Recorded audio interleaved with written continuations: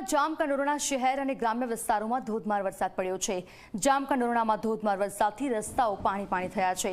ચિત્રાવડ, ખજુરડા, રોઘેલ આ સહિતના તમામ ગ્રામ્ય પંથકમાં પડ્યો છે ધોધમાર વરસાદ। ભારે વરસાદને પગલે નદી નાળા બે કાંઠે વહેતા થયા છે। સતત 2 દિવસથી વરસાદ પડતા ખેડૂતો મુશ્કેલીમાં મુકાયા છે।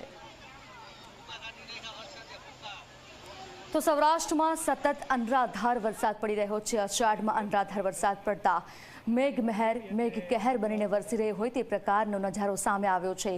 જ્યાં જુઓ ત્યાં, જ્યાં નજર પડે ત્યાં બસ પાણી જ પાણી દેખાઈ રહ્યું છે।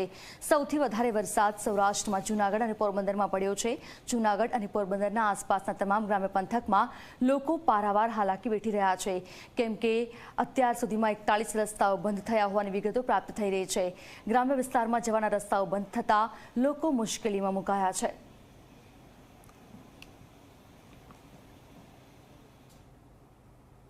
તો ક્યાં કેટલો વરસાદ પડ્યો છે, કયા પ્રકારની ક્યાં સ્થિતિ છે, લોકો કઈ પરિસ્થિતિમાં મુકાયેલા છે, વરસાદના કારણે